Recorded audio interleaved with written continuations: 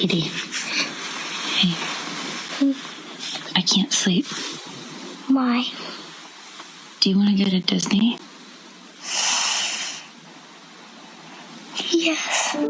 What if we went to Disney World today? We really are. Really are. We really are. Are we literally going to Disney?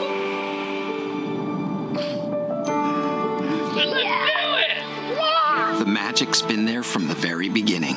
The smells, the sights, the sounds. There's something in the air that is so special and unique. The way it connects one-to-one with our guests. Over and over. Oh my goodness.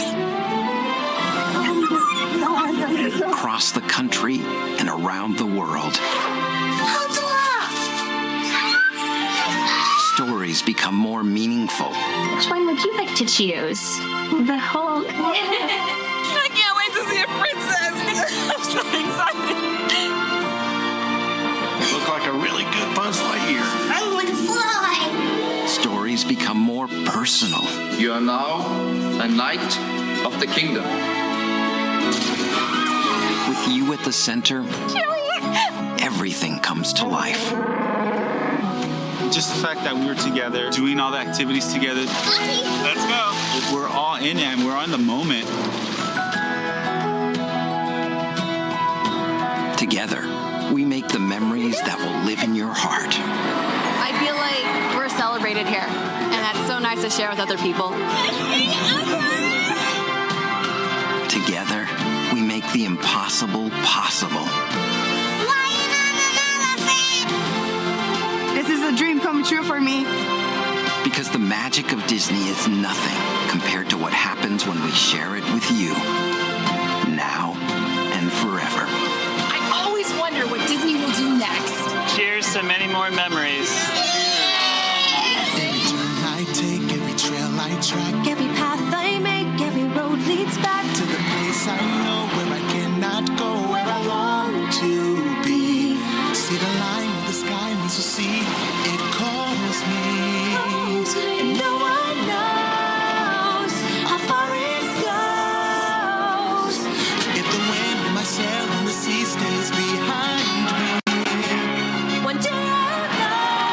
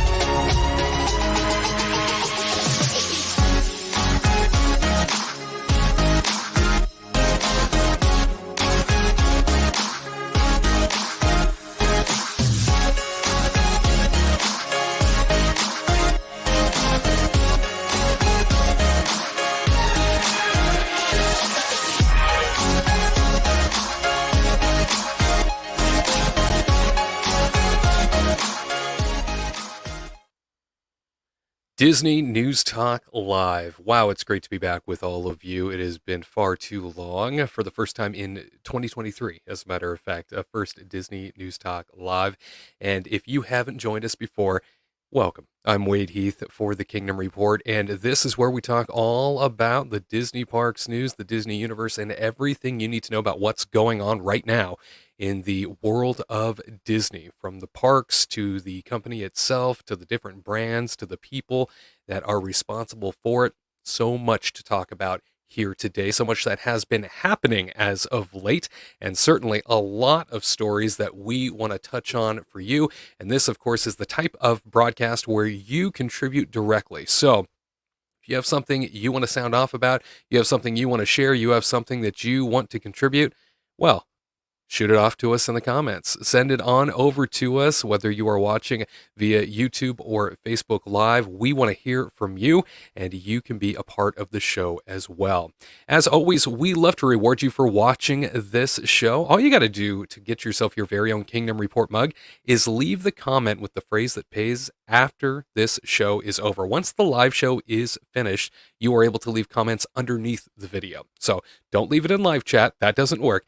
After the video is over, after this live broadcast has concluded, leave the phrase that pays this week under the video with the phrase magic happens. Magic happens is the phrase that pays this week, mainly because magic happens is happening once again. Yeah, the Magic Happens Parade finally back at Disneyland after taking a couple years off, just following 2 weeks of being present at the Disneyland Resort. It, shut down with the rest of the resort, and then finally came back here shortly after, I should say, the Disney 100 celebration began. So the Disneyland Resort now with a day parade we can all be proud of, that very few people saw to begin with. It's like having a new parade all over again. So magic happens is the phrase that pays this week. Leave it under this video following the live broadcast, and you will be entered for a chance to win your very own Kingdom Report mug. If you are the winner, we will reach out to you and let you know, and then get you a mug that you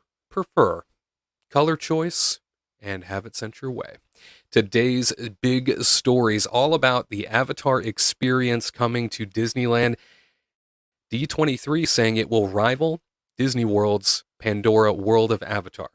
So lots to dive into on that subject, including where the heck is it going to go, and so many different things that are being mentioned right now when it comes to the expansion of Disneyland overall and what's going to happen in the near future. There is a lot to talk about on that subject, and like I said, we'll be jumping on into it, don't you worry. The return of Bruce Vaughn as Chief Creative Officer at Walt Disney Imagineering. You may not know the name, or you may have heard of him before. It's been gone a while. The return of this man is so significant, and I think it ties directly into the Avatar experience that is coming our way, as well as the future of the company, exactly what they plan on doing moving forward, exactly what it is that they anticipate is going to happen, not just on the West Coast, but at Disney parks as a whole. I think there is a lot that is tied to Bruce Vaughn's return as Chief Creative Officer, and I cannot wait to share with you some of my analysis, especially having been with the company for more than a decade. I was there through most of Bruce Vaughn's tenure, and I can tell you for a fact that this man is back for a very specific reason, and I will tell you exactly what that is coming up. Disney Cruise Line also has a new private island on the way, and we finally know when it's going to be opening up. Lots of details as well as concept art that we can't wait to share with you. The Galactic Starcruiser out at Walt Disney World, that Star Wars hotel alongside Hollywood Studios, not booking as well as it should be. Not booking out, and certainly that is leading to less and less voyages overall being offered in terms of what guests can book up. So is it time to pull the plug on Starcruiser? We will talk about that, and I don't mean entirely just shutting the thing down. I mean transforming it, turning it into something different rather than a ridiculously expensive, ultra-themed, multi-day experience. Is it time to turn it into something else? Because I couldn't see how this was going to work to begin with in the long term, but we'll talk about that. And then, of course, Bob Iger's comments on Disney parks experiences as well as capacity and what that may mean for the very near future. as well as theme park reservations. As always, it is great to be with you, and if you haven't done so already, hit that thumbs up button. Let us know that you're out there. If you've never subscribed to the channel before, I hope that we can earn that subscribe from you. It would mean an awful lot. And I would like to mention to everybody, as you join us here once again, that we will be back with you in studio form. You can see my ugly mug as well as the more beautiful mugs of Garrett Hassel, Tyler Crouch, Katrina Manzone, all joining you back for Kingdom Report Live starting next week, March the 18th at 3 p.m. Eastern, 12 p.m. Pacific. Very much looking forward to having you all with us once again. Also, another mention that I think is worth throwing out there, if you have yet to see the Michael Eisner documentary that we have produced on this channel, it went live this past week. If you have yet to see that, might I encourage you to find the time to watch. That is something that we poured a lot of work into, a lot of effort went into that baby, and there is such a tremendous history when it comes to Michael Eisner and the Walt Disney Company, and it's so Shakespearean in nature. It is a tremendous documentary that I think everybody here is very proud of, and we would love for you to take 57 minutes. It's about an hour long. Take an hour out of your day or week and really settle in and get brought up to speed on everything that happened leading up to Michael Eisner's arrival, and then, of course, his more villainous type of departure that led to Bob Iger coming on in the first time around, because naturally he's back after retiring. So we would love for you to be able to see Michael Eisner documentary. It is on the Kingdom Report YouTube channel, and certainly something worth seeking out if you have not done so already. All right, well, let's get into everything that we have for you here today. Like I said, lots to talk about, and there are so many subjects that we aren't going to get to that didn't even make the list this time around. And I think that with that in mind, certainly you are going to have a lot to feast on here, but more stories that we will push to next Saturday as we all get together for Kingdom Report Live. Very much looking forward to seeing the gang one more time back in action inside the studio walls at the Warner Brothers Media District there in Burbank, California. Terry saying, "What a great intro. I'm tearing up already." Terry, that commercial from Disney that we like to play every once in a while, it means so much. I think it's very important to remember, just as we are a Disney fandom and very critical sometimes of what Disney does, and this more cynical world that we live in nowadays. I think it's very important to remember that what the Disney product is, especially Disney parks, it's such a special place. It's so beautiful. The end result when it's done right, and it makes such a difference in people's lives, and so. Love sharing that. It also sort of grounds us when we start talking about Disney and reminds us, hey, we're doing this because we love the place. We're doing this because we believe that it can be so much better, or that it could do so many other things. So I'm very glad to see that you enjoyed that, Terry. Thanks. Joe saying, "Hope everyone is having a magical weekend so far. So glad the Kingdom Report Live Saturday episodes are officially back. Love y'all. P.S. Congrats Tyler and Katrina." Yes, for those that don't know, Joe, first of all, thank you. It's great to be back. And like I said, next week you'll see all of our faces once again in our studio show. But for those that don't know, Tyler and Katrina got married about 2 weeks ago. And it was a beautiful ceremony. The skies finally opened up. It has just been a disgusting river of wet weather in California as of late, very un-California-like. And with all the rain that has come pouring in, it's a soggy Saturday today as well, it all stopped for their wedding. Gave them a one-day reprieve, and it was incredible. So for those of you that are unaware, Tyler and Katrina finally tied the knot. Garrett was there, joined us from the other side of the country, and I was the officiant. They had asked me to officiate that wedding, so and Kingdom Report affair, to be sure, and we had a great time. It was absolutely incredible. Tune in next week to Kingdom Report Live, and you'll get to see some clips from the wedding if you're so interested.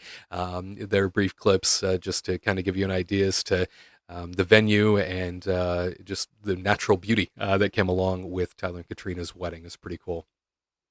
And Dave says, "The memories of Disneyland are lifelong. Inside the park, you always feel you are in a different world, thankfully. Yes, Dave, that is exactly why we play that commercial. That is exactly why that commercial means, I think, so much to the Disney fandom. Thank you for that.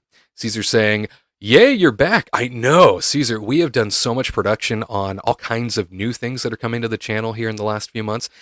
We've had a lot of dining reviews in the last few months, sort of taking the place of everything else that we're doing. But there is a lot in terms of new content coming your way that we've gone to great lengths to get you, and sort of not a change in direction of the channel, but offering just more of a wider net of content. We recognize that not everybody, even the most rabid of Disney fandom, and the folks that even follow this channel, we recognize that not everybody is as excited to go to Disney anymore, mainly because of pricing and mainly because of the hassles that come with it. And so we started to go down the road of what are some other real value type vacations, value type experiences that people can enjoy that are closely connected to or right out the back door of Disneyland that maybe they don't even realize exist.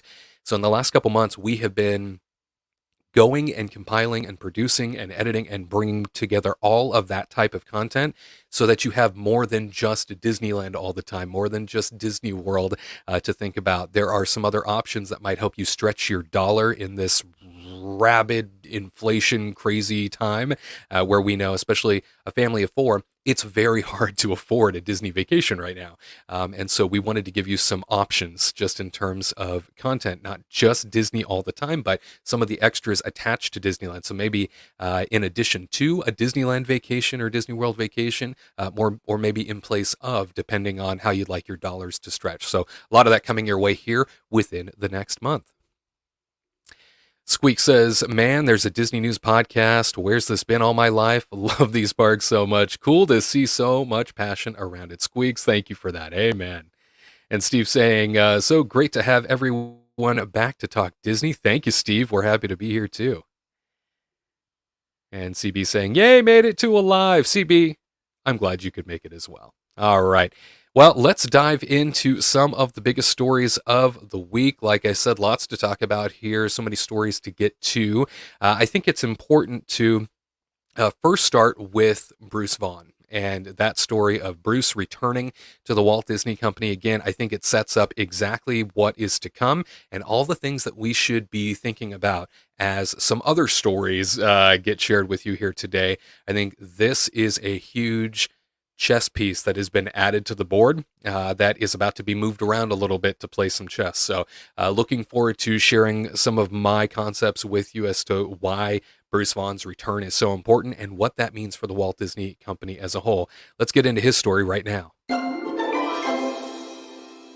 The Hollywood Reporter shares with us that Bruce Vaughn will return to Disney to co-lead Walt Disney Imagineering, the division responsible for designing, building, and producing the company's theme parks and attractions. Vaughn will return as Chief Creative Officer and head the division alongside Barbara Bauza, President of Walt Disney Imagineering. The two will report to Josh D'Amaro, Chairman of Disney Parks, Experiences, and Products. The longtime executive previously worked at Disney for more than 2 decades and co-led Walt Disney Imagineering for 9 years as Chief Creative Executive. He left the company in 2016 to become CEO and CCO of Dreamscape Immersive, a company that creates location-based virtual reality experiences. He joined Airbnb in 2021 as VP Experiential Creative Product, where he led a team responsible for designing immersive offerings for Airbnb stays and experiences. Quote, I've remained an Imagineer at heart, so I'm thrilled to join Barbara and reunite with this phenomenal global team of creators and innovators during this pivotal time, Vaughn said. Added Bauza, with so many exciting projects underway and tremendous opportunities ahead of us, I look forward to partnering with Bruce to fuel creativity and deliver next-level experiences, closed quote.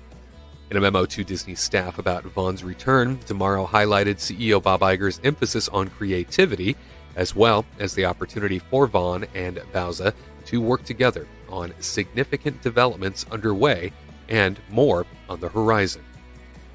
The two will also be working on a plan to find the most effective way to structure Imagineering. Quote, in Disney parks, experiences, and products, we continue to invest in new endeavors that deliver the most compelling experiences, immersing our guests around the world in the stories they love most. In the past few years, we have found ourselves at the crossroads of a wave of new technology and a seemingly unlimited amount of new stories and franchises, allowing us to develop groundbreaking new experiences. Of course, none of this comes to life without a strong commitment to creativity and innovation by the amazing team at Walt Disney Imagineering, close quote. DeMauro wrote that in a memo to the team. The division has had a co-leadership model since 2009. Bauza had been leading the division herself since December 2021 after Bob Weiss moved to Global Imagineering Ambassador and then retired. Disney Parks, Experiences, and Products made changes to its pricing and parking policies at its theme parks earlier this year, offering more days of its lowest priced pass and offering more parking flexibility to consumers after a push from former CEO Bob Chapek to drive up profits. Vaughn will begin his role March the 20th. Again, thank you to The Hollywood Reporter for that story. So Bruce Vaughn taking over as Chief Creative Officer at the Walt Disney Imagineering arm of things. I gotta tell you, I'm very excited about this just because Bruce has so much to offer and he was a part of so much as well. Now let's talk very quickly about Barbara Bauza. So Barbara Bauza, the Disney Imagineering president, brought in as a Chapek era person, rather. So Barbara, unfortunately, comes from the world of, yes, architecture. She definitely has some creative bones in her body. But this move by Chapek was largely seen as a, hey, come on in and get the financial house in order in Imagineering, and let's see what we can do to cut corners. Let's see what we can do to be a little cheaper in our approach and just be a little bit more financially sensible, and Barbara has largely been the box around the creativity as of late. Now, there is something to point out here, and that is, Bruce Vaughn, having departed several years ago, he did so for a reason, and that is because he, along with so many of the old guard of Imagineering, so many of the biggest names of Imagineering, they all kind of left around the same time. I don't know if anybody realizes that, but over the course of probably 3 to 5 years, they all saw the writing on the wall. They all knew that with Bob Chapek on the way in, Bob Chapek, by the way, being responsible for Disney parks at the time, that so many of them started to announce retirements, that isn't coincidental. There was, I think, a dramatic amount of belief that Bob Chapek was going to be bad for the brand, and that he was not going to allow Imagineering to sort of have the creative leverage and abilities that they once did, which is why he saw so many really prominent Imagineers take off and retire, many of them saying they're retiring from Disney and then immediately going and finding other jobs somewhere else. Joe Rohde, I think, is a really great example. Mr. Animal Kingdom, the guy that created so much of what we know today as being true, magical Disney, really detail-oriented concepts.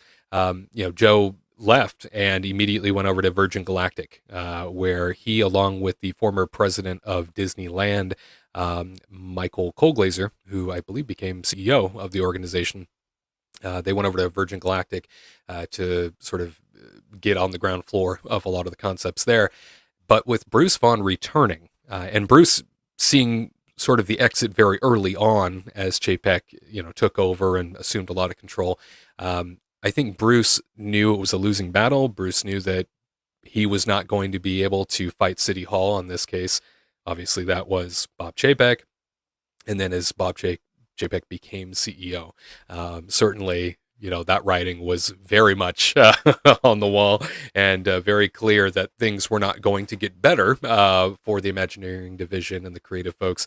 And so Bruce exited. And as mentioned in the story, he went on to lead some other organizations, and then most recently was with Airbnb doing some very creative things, but has now come back. This is absolutely a Bob Iger draft. I guarantee it. Bruce and Bob worked very closely together during Bruce's time. Bruce helped correct so much of what California Adventure version 1 was.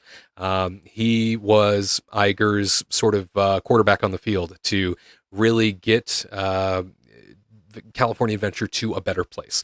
And so things like Cars Land and ensuring that Buena Vista Street was, this new heart of the park, and looking after things like Pixar Pier. Bruce was very involved in making a lot of that happen, and he sort of guided, the big egos of Imagineering in the right direction.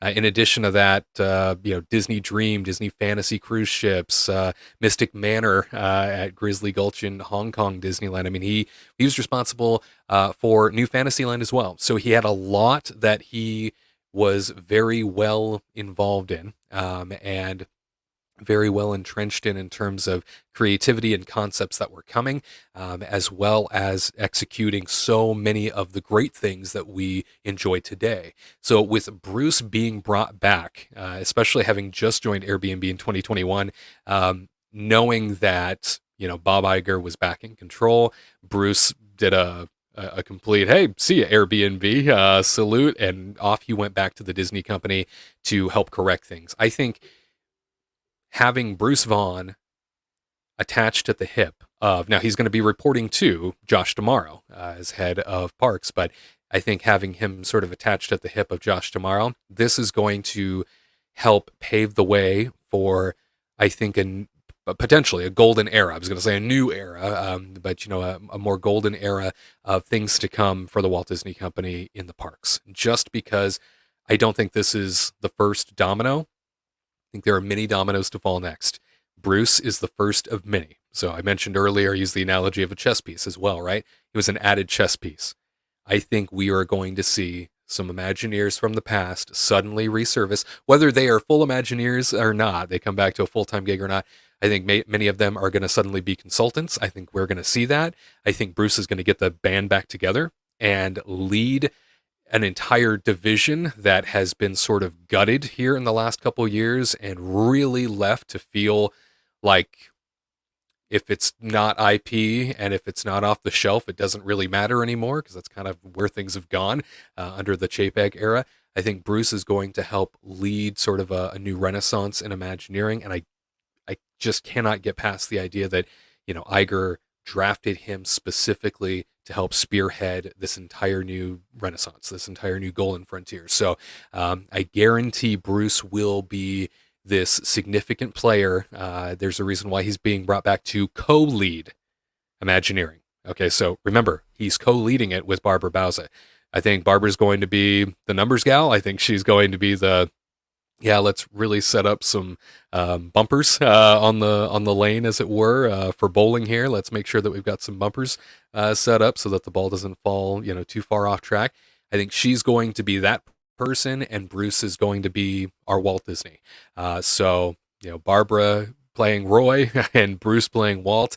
It seems like whenever the company stacks itself this way, and we have a creative as well as a business person, things go very well. And I'm looking forward to seeing Bruce really back in action as he joins the company later this month. So that's Bruce Vaughn sort of in a nutshell, and that's what I think is heading our way. I'm truly excited to see what they end up doing with so much of the Imagineering division. Again, so much of the heart has been completely ripped out of the place. So I like to emphasize that it's not been good for the Imagineering division here in the last, we'll say, 5 years in particular. This stretches back to when Chapek was in charge of parks as chairman. There's so many of them that gave up early, went home, retired, left, and one of those was Bruce Vaughn, this sort of youthful figure that many people saw as the future of the company. Bruce said, you know what, peace, I'm not going to put up with this. He was already dealing, again, with the big egos of Imagineering, because anytime I think you have creative people, I think you have some big egos. But he was doing it so well, and all of a sudden, JPEG comes roaring into power as chairman, and the Imagineering division silently just takes a huge step back. And you see all these big names start to announce that they're leaving and they're not going to be a part of the organization anymore. But like I said, I think we're about to see a lot of those folks return. I think we're about to see whether they are full-time or consultants. We are about to see Bruce get a big portion of the band back together again. And that, infused with the up-and-coming Imagineers and the folks that are working on the team currently, I hope brings enough magic, enough heart back to the sort of business unit that is Imagineering, that we see a true renaissance come our way. Now, with that, let's talk about the renaissance. What am I talking about? What is going to happen? Well, something that continues to get mentioned over and over again is an expansion on the West Coast, right? Something coming our way out here in Southern California at the Disneyland Resort. We continue to hear that. We continue to hear that something is coming our way. And D23 announcing within the last 2 weeks that we're going to see an Avatar Experience. That coinciding with Bob Iger mentioning an Avatar Experience coming to Disneyland.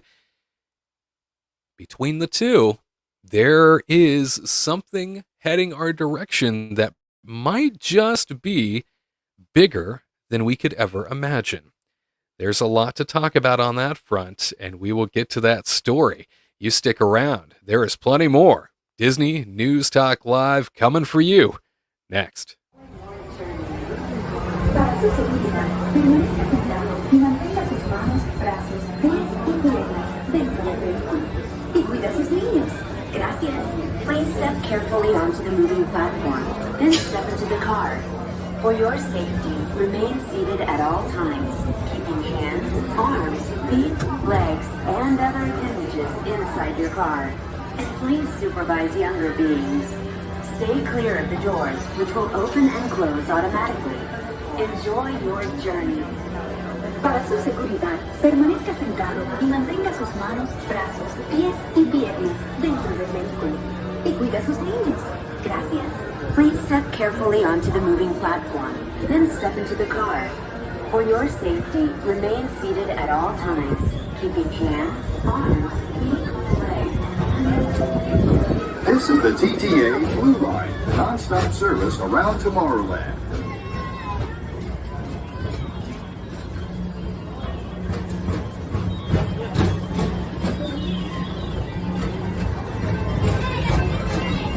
Greetings, intergalactic travelers. Welcome aboard the People Mover, presented by Enterprise. I'm Monarch 5, your guide aboard this highway in the sky, the absolute best way to see Tomorrowland. And my stars, is there ever lots to see? From spacecraft to monster labs, there's really nothing like it today in Tomorrowland. For your safety, if you have wings, jetpacks, or gravity polarizers, please do not take flight while on board. Thank you.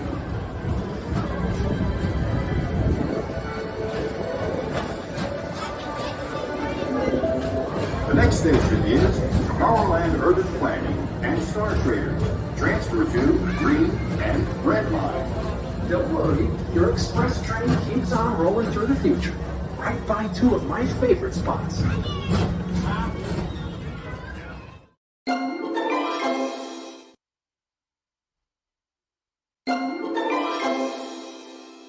The following comes to us from the Orange County Register. They write, the Disneyland Resort may soon be home to a version of Walt Disney World's Pandora-themed land with a Banshee flight simulator and water ride through a bioluminescent rainforest. Or, at least that's what Disney's official D23 fan group appears to be teasing. Media outlets are interpreting a new D23 story as confirmation by Disney that a new Avatar-themed land with multiple rides is coming to Disneyland. Disney CEO Bob Iger announced in February that an Avatar Experience is coming to the Disneyland Resort following the success of Avatar: The World of Water in theaters and the Pandora World of Avatar-themed land at Disney's Animal Kingdom in Florida. Disneyland has not made an official announcement about what the Avatar Experience will be. where it will be located, or when it will open at the Anaheim Theme Park Resort. D23 promises Disneyland's Avatar Experience will rival Pandora, the world of Avatar in Disney's Animal Kingdom. Quote, while details on the coming Avatar Experience remain under wraps, it promises to be as amazing as those found at Walt Disney World Resort, according to D23.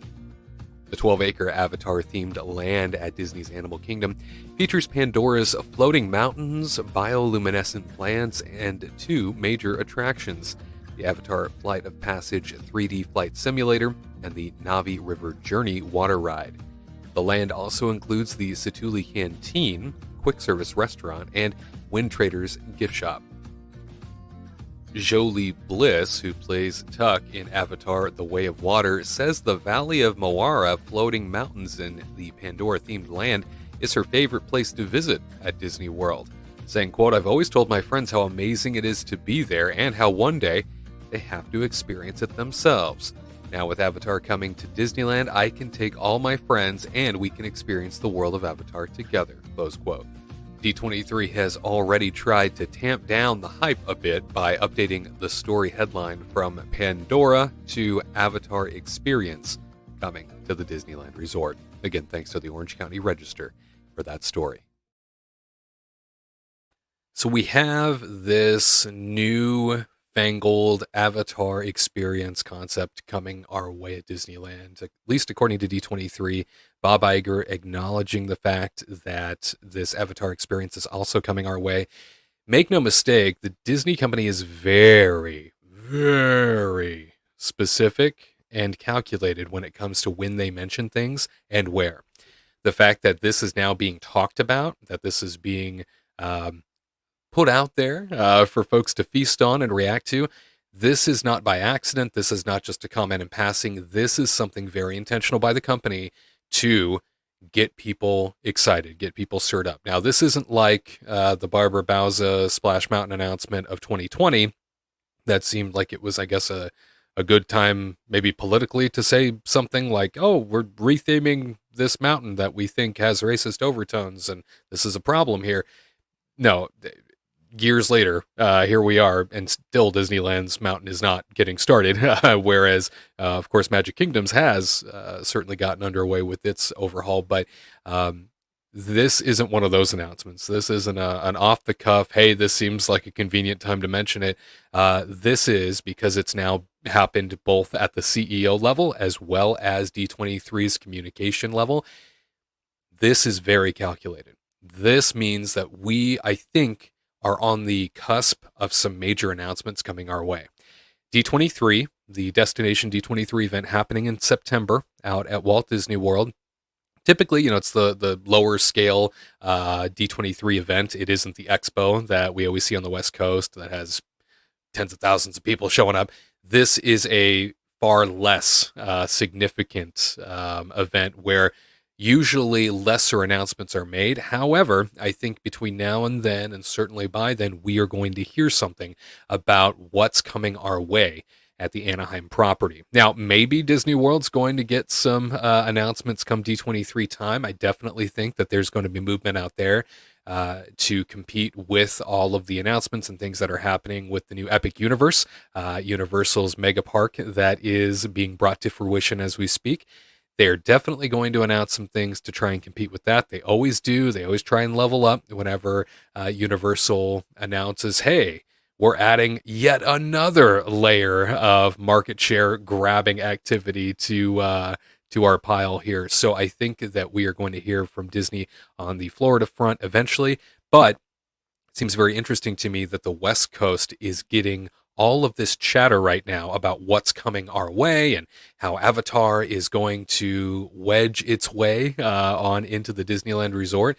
So there is, in fact, I think an announcement coming here between now and September. I think we're going to be hearing something very interesting. Now, I did throw this on over to all of you on our Kingdom Report YouTube community page, asking really in a poll, do you want the Avatar Experience Disney says will be coming to Disneyland Resort? Again, they've been very mum on the issue as to exactly what it's going to be, but they said something's coming. So with that in mind, Do you want it? Is this something you're interested in? 43% of you said yes. 30% of you said no. 27% said depends on where it goes. So we're looking at, roughly 70% of people saying, yeah, I'm into it, but it's got to be in the right place, really. I'm into it. I think this is going to be good, but where will it end up? So with that in mind and that concept of, this Avatar experience, not necessarily Pandora, but D23 saying it's going to rival Pandora, that's a big statement, right? That's huge. Pandora, World of Avatar, Disney's Animal Kingdom, is a gigantic space and has so much to offer in terms of detail, beauty, and the ability to block out so much of the outside world. So let's take a look at what we have when it comes to Disneyland Forward. You might remember a few years ago, Disney announced a Disneyland Forward initiative, the expansion concept for the Disneyland Resort property. This really was to try and get everybody at the Anaheim City Council excited about what's to come. Now, something to keep in mind is that around this time that the announcement happened, that this was being done to drum up support for Disney because City Council and Disney and just the city of Anaheim in general was in this bizarre moment in time where they were clashing, headbutting, hating each other, and really going after one another's throat. Fast forward to now, and it's important to note that the majority of that city council has been replaced, and it's now a very Disneyland supportive city council again. And anybody that says Disneyland Forward, needs to be voted on, or, oh, it's not even approved yet. Oh, it's a Disneyland Forward is Anaheim Forward now. It's all happening.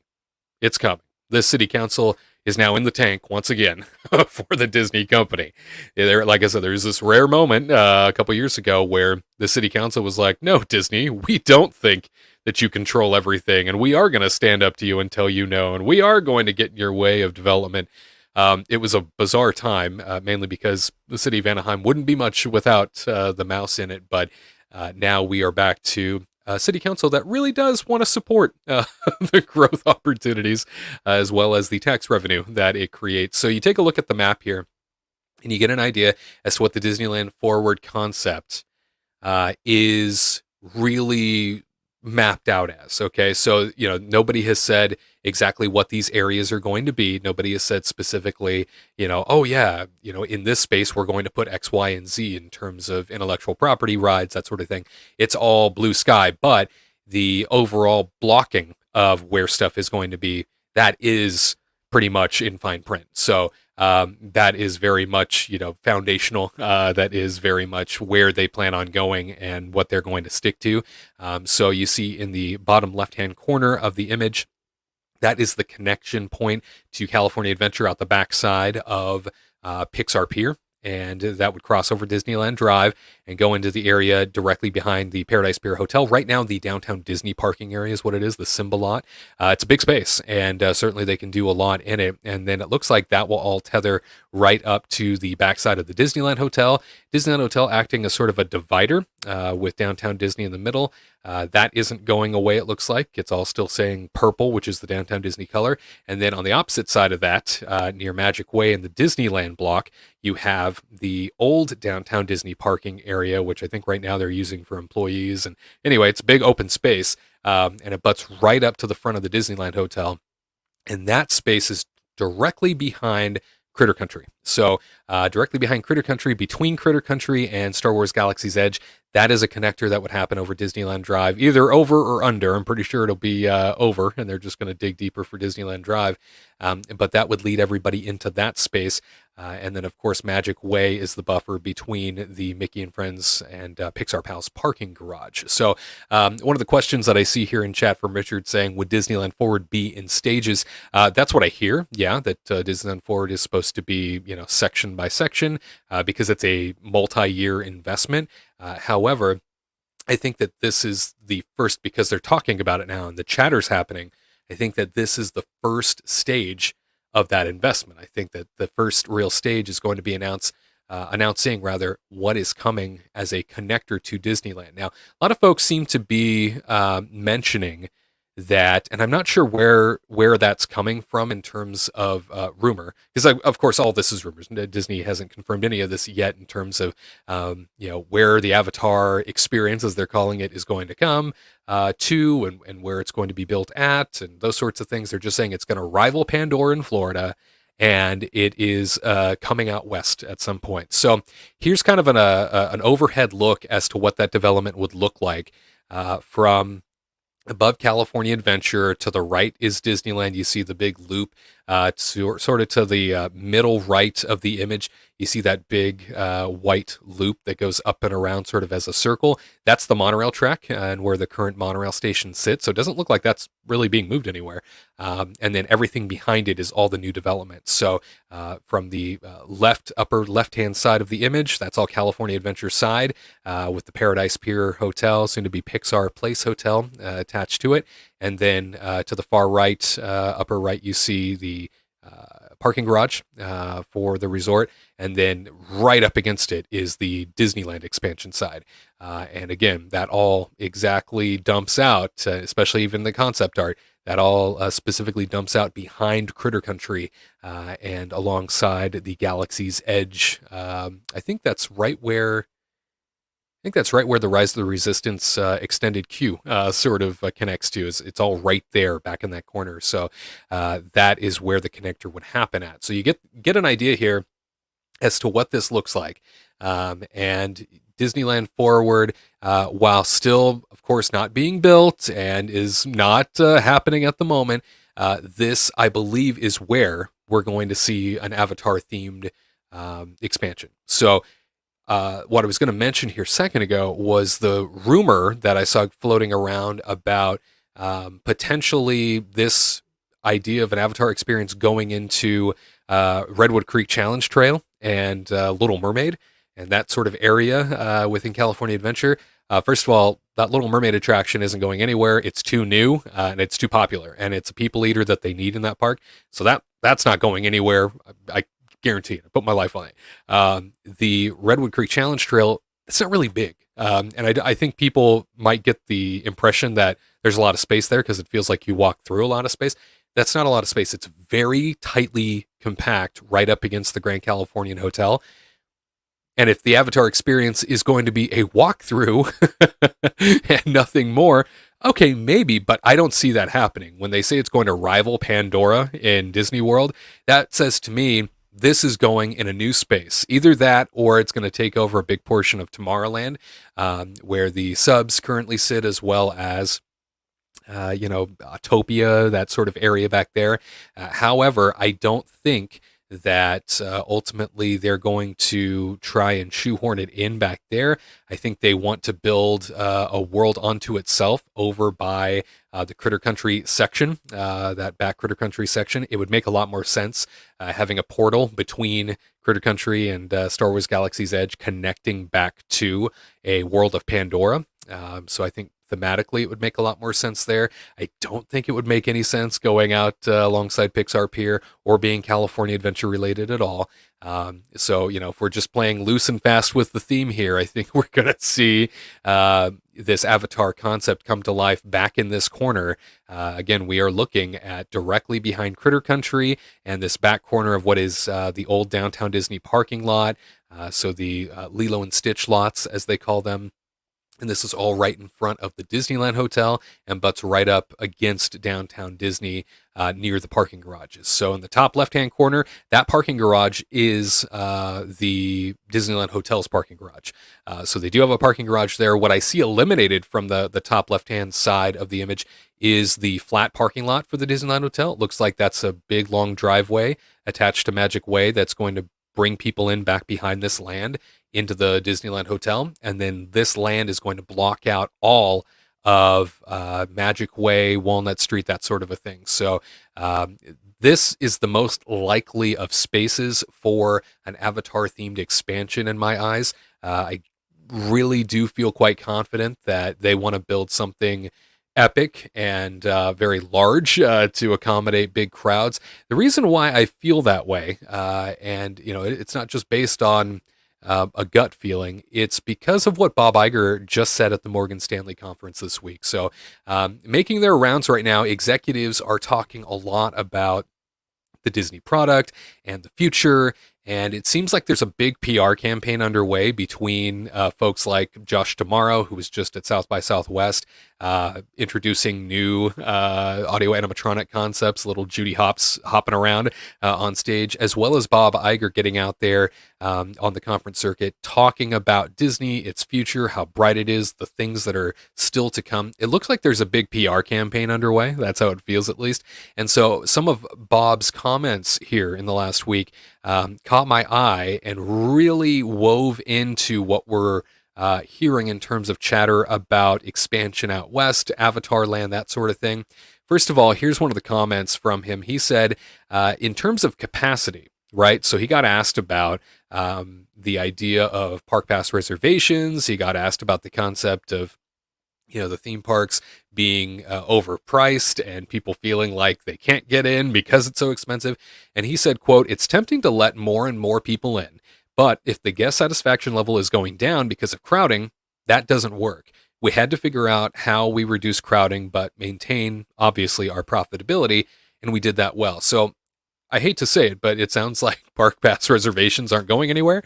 It looks like Bob is very much committed to this idea. I don't think that they can come up with another way to keep control of crowding. And if you've been to our theme parks out west or the theme parks out east, I think it still feels very crowded. It still feels very busy. So it's not like they're keeping a tight cap on these things. They're still letting a lot of people in.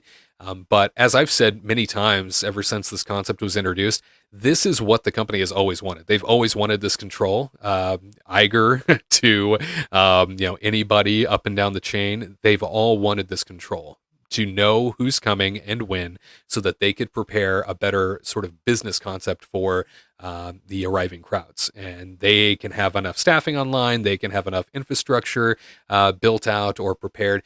I've always thought that. And it's something that during my decade plus at the company, I heard a lot from the executive group was, if we could just know when these annual pass holders were going to show up, if we could just know the type of trend that we're going to see into next week. Because sometimes, when you had 1 million annual pass holders in Southern California all showing up on a Friday night to Disneyland at the same time, that became a problem. It would shut down parking. It would gridlock the entire Anaheim Resort area. It would back up Interstate 5. I mean, it was terrible. And the company could not figure out a good way to handle it. They would do projections rather, but never were they capable of accurately predicting specifics and really being able to accommodate the chaos.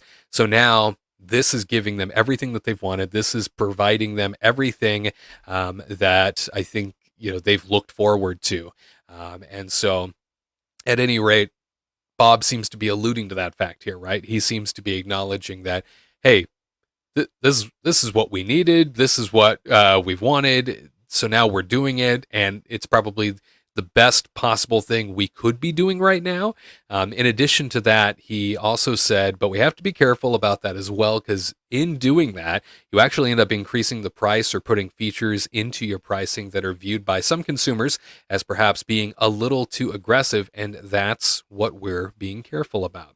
Bob taking some shots at Chapek here when it comes to the pricing, when it comes to a lot of the excess extras that came into play here in the last 2 years. Now we are back to overnight parking at hotels out east, now being complimentary and a part of what you paid for. And some of these Disney difference extras that made staying at Disney so special, coming back to us finally. And it looks like Bob worked alongside Josh to say, you know what, we need to give back a little bit. People are paying more than ever for our product. We need to make sure that is in line with what people can afford. And then on top of it, that we're not nickel and diming them, because I think he really got the message, which is great. Even though Bob Iger has put the company in a lot of debt with all the acquisitions, I think he finally got the message. People are kind of pissed off when it comes to feeling so nickel and dimed. And certainly the Chapek era, nickel and dimed all of us, because I think he was trying to make up for all of the losses that the company was experiencing. And he thought, oh, well, if we could just kick it up a notch over here and add a couple nickels over there and make sure that this cost is just tweaked this way. I think that Iger realizes, boy, this business, it's full of passionate people who are not happy when you mess with their freebies, when you mess with the things that they've had as sort of a complimentary offering for so long. He gets it. And so along with Josh, they have started to scale back some of those upcharges that we were seeing, which is tremendous, because that's not something Disney typically does ever. One of the other comments that he had thrown in here, Bob saying, as we continue to invest in those businesses, which is essentially building out new capacity or new attractions, him talking about the theme parks, of course, it gives us the ability to, one, service more people. The more attractions you have, he says, obviously the more people have to do. We can also mine our intellectual property more effectively. Those are really important, because those franchises that we do well with in film and in television are truly leverageable at the parks level. As we learned with the Star Wars investments that we've made, the Avatar investment we made in Florida, the Toy Story investments that we've made, and that creates growth for us because it increases capacity and it improves our marketability. So Bob acknowledging here that it's very important to continue investing in the parks brand, right? Acknowledging here that we are seeing the fruits of these investments come to pass, and that there's still so much more to invest in. This mixed with Bruce Vaughn suddenly returning. This mixed with D23 talking about Avatar Land, or I should say Avatar Experience, as they walked it back, an Avatar Experience that will rival that of Disney World coming out west, leads me to believe that in fusion with Josh D'Amaro's South by Southwest appearance this week and showcasing some newfangled audio animatronic technology, that we are on the path to some major announcements here, that the theme parks are getting ready to level up once again. I can't tell you how excited I am as a consumer to know that this is coming our way, because these aren't, again, I go back to the idea of what I said earlier. This is all very much something that they think about. They don't just say these things off the cuff. These aren't just simple answers to questions. Bob Iger knows that if he says something wrong, it could tank the stock, right? He knows if he says something out of place, it could create problems. I fully believe this is calculated, and that this is all trending in the direction of us hearing some major announcements here in the near future. I'm looking forward to that. I'm very excited about the concept of Disney parks feeling some of the love again, as well as Disneyland expanding again, which I didn't anticipate happening so soon after Star Wars Galaxy's Edge, but you got to make another big move as, you have, what is it, Universal's Super Nintendo Land, Mario all over the place over there. That is creating so much buzz, so much interest. I know that Comcast, NBC Universal, looking into trying to figure out how to develop more here out west. And so with that, you got to level up again at the Disney parks out west. So very much looking forward to exactly what is going to be coming our way, and the announcements that we will no doubt be hearing. Another thing that I wanted to make mention of, in addition to these maps that I was sharing with you of the Disneyland Forward expansion and the concept art that they've created, there's a lot of water in all of these concept art renderings, and all of which, very much has an appearance. You even see sort of mountains there off to the center upper part of the image, rather. You see sort of mountain-esque regions and things like that. I'm like, I can totally see, an Avatar, Pandora type land right here. I mean, it already kind of looks like it with concept art. And on the flip side, kind of looks like this on the pier end too, on the Pixar Pier California Adventure side. I mean, look at all that water around mountains. So I'm sure it was all made to look generic, with sort of an idea in mind as to like, oh, maybe some IP that'll be attached to it that we can draw some inspiration of would be this. But I definitely see lots of mountain ranges on both sides, which could easily be those floating mountains that we know so well from Pandora World of Avatar. And then the other piece that I wanted to make mention of that we seem to be forgetting about in all of this, so many folks chattering online about it, is the Downtown Disney East expansion, right? So where the Toy Story parking lot is, where the cast member parking lot is, off of Catella Avenue and Harbor, there is a huge block sort of dedicated to an expansion of shopping, dining, recreation, entertainment out in that corner. And you see here, there's a parking garage in the upper left-hand corner of the image, sort of the corner of the parking garage that has been built in that place of what looks like the old cast member parking lot. And then a huge section of the Toy Story parking lot, as well as that cast lot taken up by all of the, it looks like new shops, restaurants, and then that looks like a hotel, in the upper portion of the image. That definitely looks like a new Disney hotel that would be slapped into it. And a couple years ago, we did do a very sort of deep dive, if you will, when all of this came out originally, and I stick by my original sort of analysis on what I thought would connect all of this together. And I stick by it because I think that we still might see it happen. The Garden Walk Mall, the Anaheim Garden Walk, directly across the street from this space, where, they have the Cheesecake Factory, if you've ever been to the Anaheim Resort area, the Cheesecake Factory, California Pizza Kitchen, the mall that really never ended up being successful, that really struggled to become something at all here on the West Coast, that opened, I think, during the '08 recession. They built through that portion. When they opened up, nobody was interested.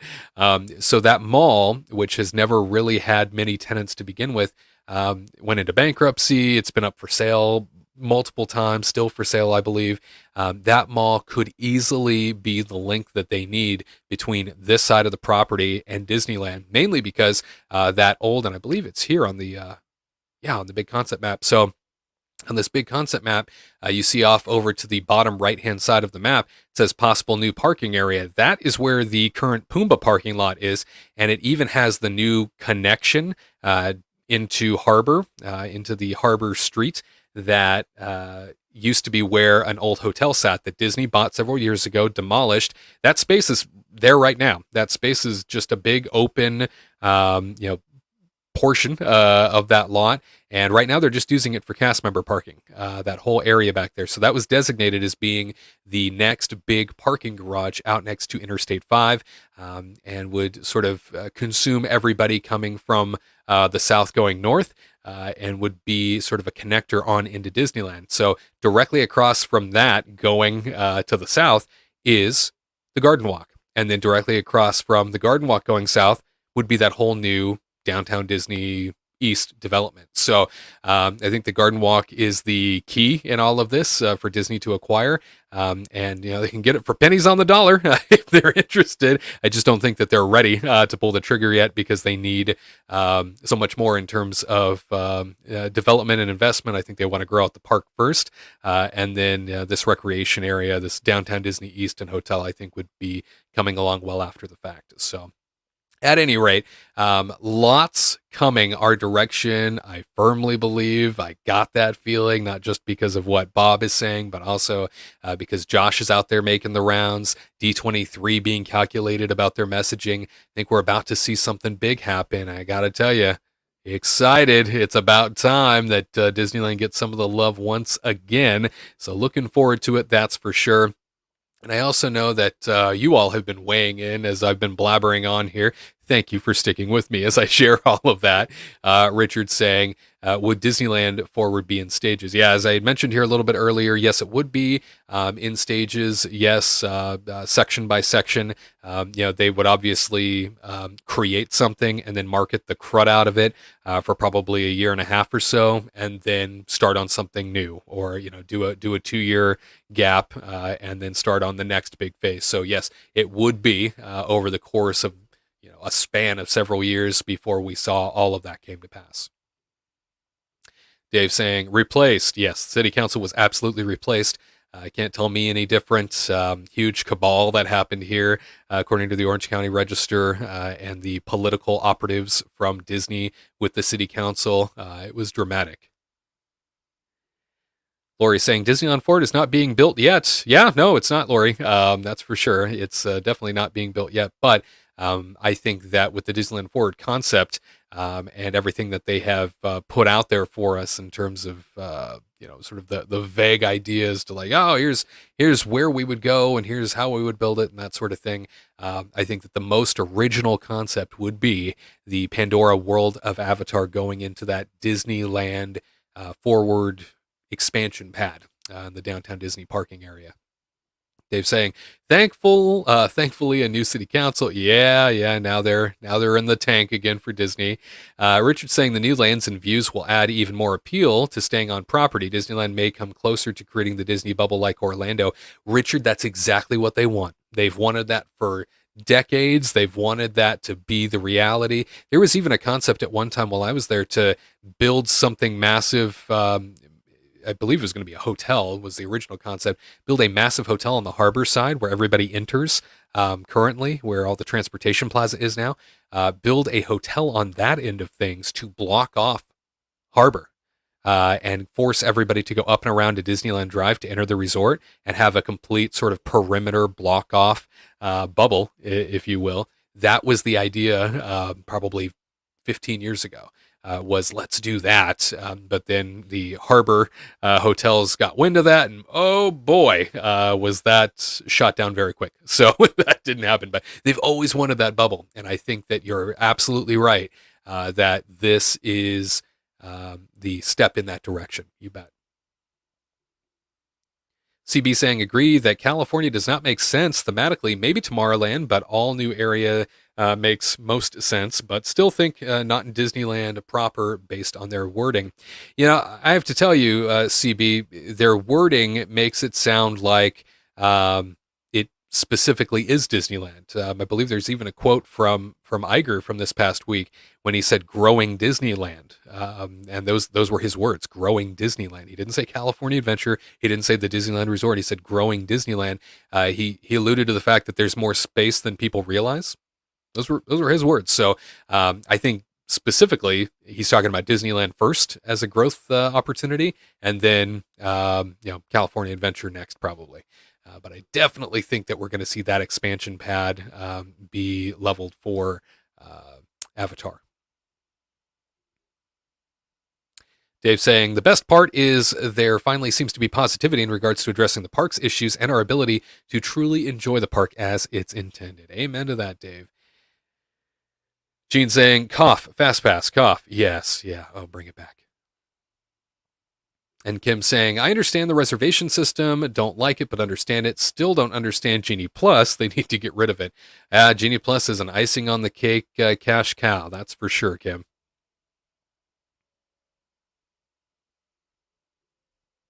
And ScanFan saying, I hope Bruce hints at some sort of life for People Mover at Disneyland. Yeah, I was thinking about this the other day in exploring Tomorrowland, and there's so much in terms of upward mobility in Tomorrowland that they could be doing, and there are so many things that they could easily put into place. Now, I know the People Mover track is in complete, dilapidated state and is sort of crumbling around everything right now. But if, the investment really was into making Tomorrowland a destination again, boy, that People Mover just seems like such a... Yeah, it doesn't even have to be the same track. It could be entirely different. They could just rebuild. But that People Mover seems like a given, doesn't it? And Richard adding, vague blue concept arts could be Neverland, could be Wakanda, could be Arendelle, etc. Absolutely, yeah. I mean, those mountains could be anything, right, Richard? You're absolutely right. And I just get the feeling that with all that water, with all those ridges and everything like that, I'm like, some of that's got to be dedicated to an Avatar idea. I bet that was what they were thinking when they were putting in that concept art was, you know what, let's make this little Avatar-like. And it's probably a mashup of all of it. I think you're right, but no doubt there is Avatar themes running through some of that.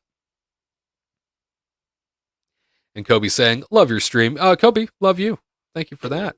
Magic Station saying, I don't understand why people hate Genie Plus. I absolutely love the system and only waiting 15 minutes for rides. Well, Magic Station, that's great. I'm glad that you're a fan of the Genie Plus service. I think people, for the most part, and this is vocal of most of the park's population, is paying for something that used to be free, paying for something that used to be complimentary is putting a sour taste in a lot of folks' mouths. So that, in addition to when you have so many rides that are completely shut down, or so many rides that are offline because they're not working all of a sudden, and then Genie Plus is inundated, and then the line for Lightning Lane becomes really, really backed up and problematic and stuff like that. We're seeing that a lot as well, and so I don't think that there's a great segment of the park-going population that is in love with it yet, quite like you are. But I can certainly see the benefits, that's for sure. I think that the sour taste has never left people's mouths of, this used to be free. This is disappointing. So at any rate, I appreciate you weighing in. All right, let's continue here. There is yet another story to chat about. Certainly, Galactic Starcruiser out at Walt Disney World, right alongside Disney's Hollywood Studios. Well, it's in a world of hurt lately. It is not filling reservations. It is not booking out the way that it used to, and it is really unfortunate to see, especially knowing how much work goes into it entertainment-wise, how much work goes into it talent-wise, story-wise, what they've tried to do there. Remember hearing about it first and thinking, gosh, what they're trying to do is really novel, and it seems like something Disney would attempt to do, something really over the top like this. It's just not hitting the way that it probably should be anymore. That the initial excitement is gone, and now we are on to the reality level. The story is a fascinating one. Let's dive in. TheStreet.com writes that Disney World and Universal Studios keep trying to outdo each other. Universal, for example, set a new standard for immersive theme park world when it built the Wizarding World of Harry Potter, and Disney fired back by adding the equally impressive Pandora, the world of Avatar at Animal Kingdom, and Star Wars Galaxy's Edge at Hollywood Studios. The two companies push each other to add new rides, build out new lands, and, in the case of Comcast's Universal Studios, build a whole new theme park, Epic Universe, which CEO Brian Roberts said was being built for a very specific purpose during his company's third quarter earnings call, saying, quote, "And I'm especially excited for Epic Universe to open in the summer of 2025, which will transform Universal Orlando into a week-long destination," close quote. And while Walt Disney has not directly answered Universal's challenge by announcing a fifth gate at Disney World, the company has continued to grow its theme park empire and related offerings. That has included new rides like the upcoming Tron Light Cycle and a fairly extensive overhaul of its Epcot theme park. Disney has also made one major investment at Disney World known as the Star Wars Galactic Starcruiser immersive hotel that appears to be, if not failing, at least sputtering pretty badly. Star Wars has generally been a goldmine since Disney paid $7 billion to acquire the property from George Lucas. While the most recent trilogy of films get a mixed critical reaction, they were huge box office hits. That was also true of Rogue One, a Star Wars story, with only Solo, a Star Wars story, being a bit of a box office dud, and even that is relative given that the film still earned $392 million in global box office. The space fantasy saga has also become the cornerstone of the Disney Plus streaming service, with The Mandalorian being a breakout hit and any show carrying the Star Wars name also being successful. At the theme parks, Star Wars Galaxy's Edge drove record attendance at Hollywood Studios and has been a major draw at Disneyland. Disney, however, may have misjudged demand for a two-day immersive Star Wars experience that starts at $5,000 for two people. Star Wars Galactic Starcruiser originally proved that wrong by filling up quickly. but the company may have misjudged the potential audience for the project, and now it has sent travel agents an email saying that it's going to cut the number of Galactic Starcruiser voyages between October and the end of December. Since it opened in March 2022, Disney's Star Wars Hotel has offered 3 two-night voyages each week. The company is cutting the number back, according to the email it sent travel agents, which was first reported by Theme Park Tourist. Quote, when the voyage calendar is live, you may notice the schedule has been modified to provide 2 voyages per week, except for holiday weeks where we may have 3 voyages. We've been learning a lot during our first year of operation and have adjusted voyage dates to meet the needs of our guests. Close quote. There's no way to spin that other than the demand has not met capacity, so Disney needs to run fewer trips. Disney did begin running sales at the end of 2022, offering Galactic Starcruiser voyages at up to 30% off, but only for Disney Vacation Club members. The company also canceled a number of voyages during the summer due to low occupancy, allowing those passengers to rebook on a different date with a 50% discount. Star Wars Galactic Starcruiser offers an interactive 2-day, 2-night experience that also includes a visit to Galaxy's Edge at Disney's Hollywood Studios. Again, big thanks to TheStreet.com for that story. The Star Wars Galactic Starcruiser hotel going to become like any other hotel? Is that what they have to do in order to get back their money? Because at this point, this concept is not working. This concept is too expensive for the average person, and voyages are being slashed. I think they will continue to slash those voyages, right, during probably the next year or so to really try and make this what they wanted it to be, right? To really attempt to try and create something here that they thought was novel and you know, a super concept and something that they definitely wanted to be executed correctly. I think they're probably going to just slash more and more voyages as we go along, but eventually they're going to be faced with the reality that many of us said in the beginning is, how is this sustainable? How on earth did they think that there was going to be a big enough, number one, a big enough Disney parks population with the money to do it. Number two, a big enough Star Wars population with the money to do this all the time.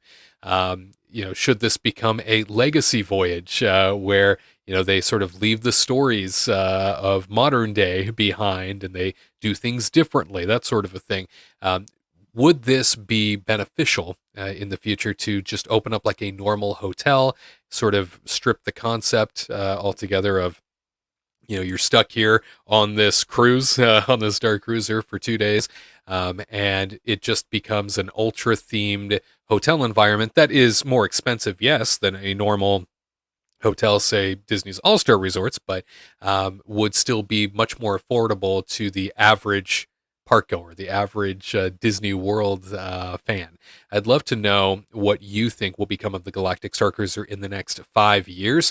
Where is this going? What is going to happen to this huge investment from the Walt Disney Company and this sort of really, I think, novel concept that just has not managed to pull off what they thought was going to?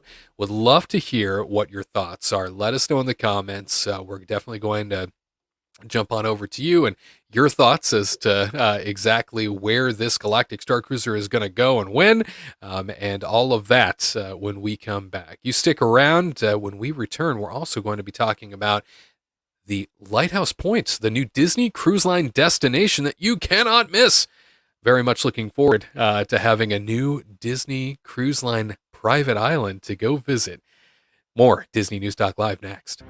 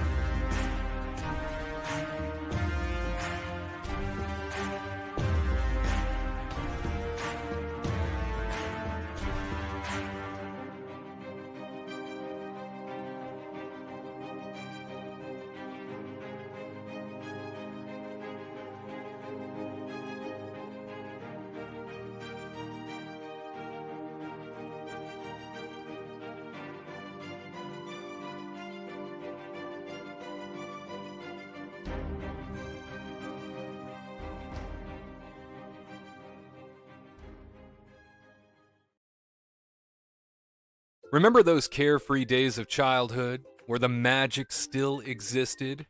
When you didn't feel guilty about eating mountains of cereal with, we'll just say, questionable nutrition? Well, now you can have your cereal and you can eat it too. Because Magic Spoon has re-engineered that same great taste with grown-up ingredients for an absolutely game-changing Cereal 2.0. I adore cereal. I treasure cereal. It's one of my favorite things to eat, but I just can't justify eating mounds of sugar in every bowl. I don't need to worry about that with Magic Spoon because it's high protein, low carb, and 0 grams of sugar in each serving. I know, it's hard to believe, but it also comes in 6 delicious flavors: frosted, fruity, cocoa, cinnamon, blueberry, and peanut butter. Plus, they've got limited edition flavors released throughout the year, like gingerbread or peaches and cream.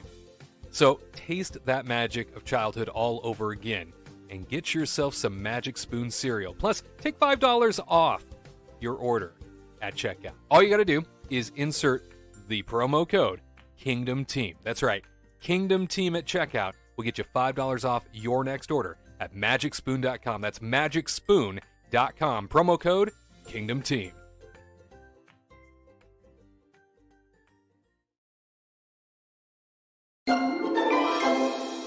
ClickOrlando.com writes, the Disney Cruise Line's new vibrant island destination is inching closer to welcoming guests. On Thursday, the company announced that the one-of-a-kind island destination at Lighthouse Point will open in the summer of 2024. Created in close collaboration with local artists and advisors, the island will be a unique celebration of Bahamian culture that will be brought to life through the quality and service of a Disney vacation. Quote, at Disney Cruise Line, we have a deep appreciation for the Bahamian community, said Sharon Siskey, Senior Vice President and General Manager of Disney Cruise Line, adding, we are connected in many ways, including our shared values of storytelling and hospitality. With the opening of Lighthouse Point, visitors from around the world will experience the magic of the Bahamas in a new way, one that truly celebrates its natural and cultural beauty. Close quote. Lighthouse Point will be the second private island destination that Disney Cruise Line has offered to its guests. The new destination will be located on the beautiful Bahamian island of Eleutheria. Disney opened its first private port, Castaway Cay, in 1998. Disney said respect for the environment is at the heart of the design, with at least 90% of the destination's electricity coming from an on-site solar array. The company said the island's pier was designed to avoid the need for dredging, and elevated walkways will help limit impact on the landscape. Quote, Lighthouse Point is a place of extraordinary natural beauty, so our goal has always been to create designs that accentuate its qualities in an organic way, said Kevin Thomas, creative director for Disney Imagineering. He added that we're focused on low-density, sustainable development that protects and preserves the environment, allowing the site's biodiversity to shine, close quote. On Thursday, Disney Cruise Line also shared new renderings of what the island will offer to guests, and just like Castaway Cay, Lighthouse Point will feature a beautiful beach for families to relax on, its east side, and an adult-exclusive beach to the north. The company said children ages 3 to 12 will have the chance to splash and play at a themed kids club under the care of highly trained Disney Cruise Line counselors. It will include a splash pad inspired by favorite undersea creatures from Walt Disney Animation Studios' The Little Mermaid, plenty of shade, and a dedicated dining area. There will also be family water play areas, which will include 2 slides, water drums, fountains, and more, along with a dedicated space for toddlers.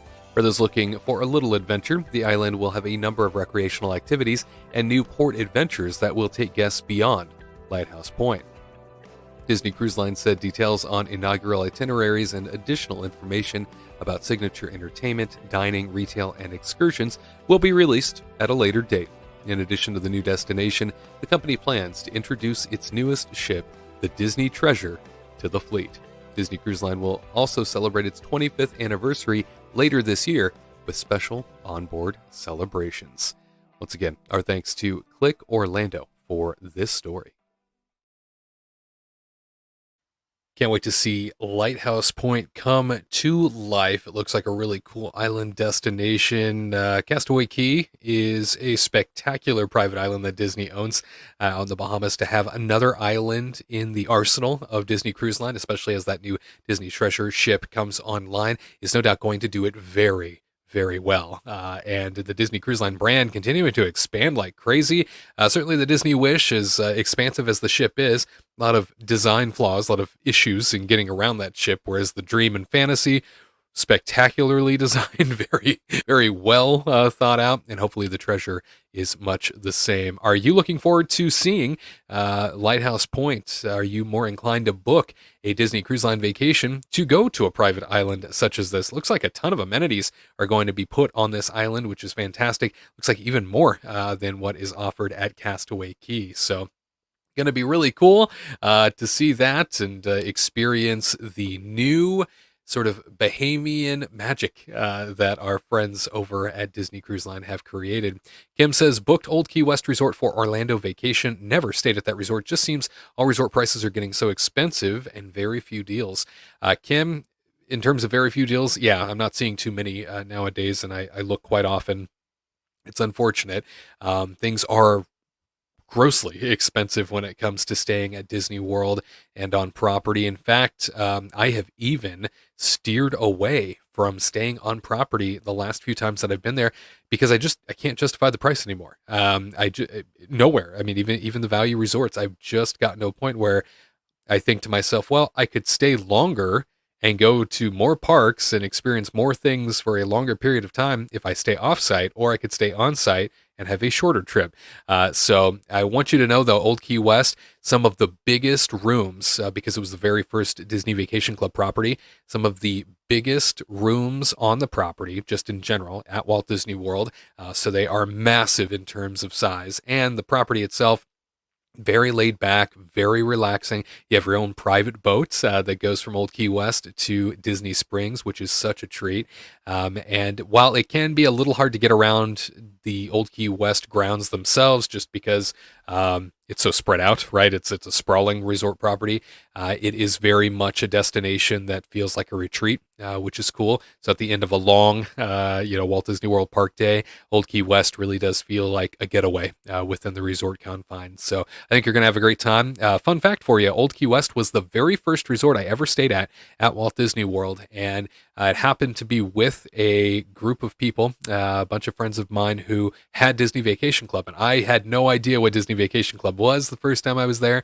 And when we stayed in this place, I was blown away. It was a 2-bedroom villa, and it was, it spoiled me because I was like, is every room like this at Disney World? Is every hotel like this? It was mind-blowing how beautiful and large it all was. It was bigger than my apartment at the time, and it was so gigantic in scope. And I thought, it's got a balcony and a kitchen and a laundry facility and all these things. And it just blew my mind that it could be this good. And certainly when I stayed at the All-Star Movies room the next time, that brought me right back to reality. And I realized, oh, no, it's not all like that. It's very different, isn't it? There are different classifications, different options here when it comes to Walt Disney World Hotel. So you're going to have a great time, Kim. I'm glad that you will be booked into Old Key West.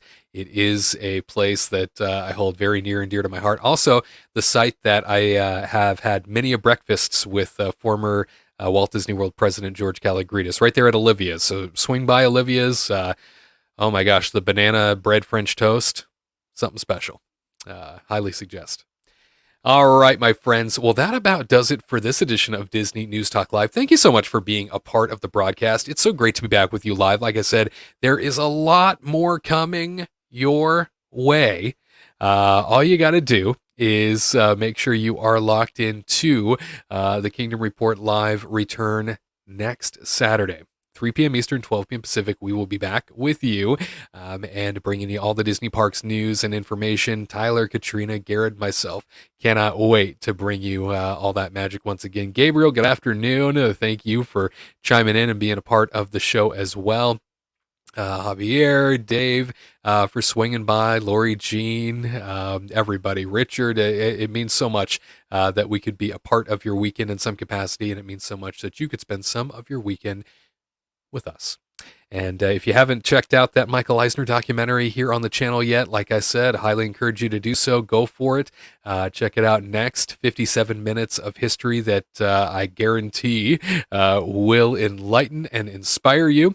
And again, if you want to get yourself your very own Kingdom Report mug, leave the comment after this live broadcast is over. Leave the comment underneath this video. Magic happens. Not in the comment section now, but after this video concludes. Leave it underneath the video. Magic happens is how you get yourself your very own Kingdom Report mug. We'll randomly select somebody who leaves that comment. If you are the winner, we'll reach out to you and set you up for your very own Kingdom Report mug. Well, friends, like I said, that does it for us. We will see you next Saturday for the return of Kingdom Report Live. And remember, the legacy of Walt Disney lives on because of people like you and me. See you next Saturday, 3 p.m. Eastern, 12 p.m. Pacific. Kingdom Report Live's return. To all who come to this happy place, welcome.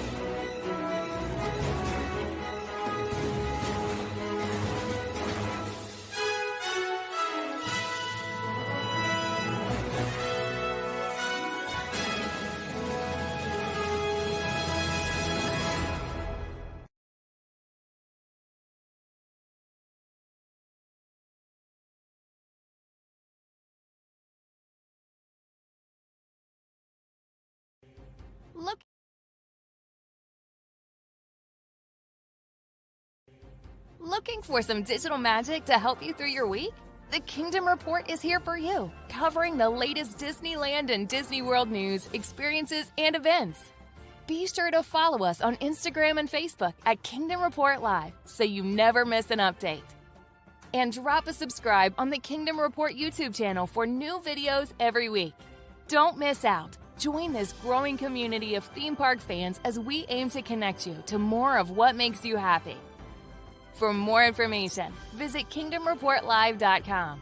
And now, back to the magic.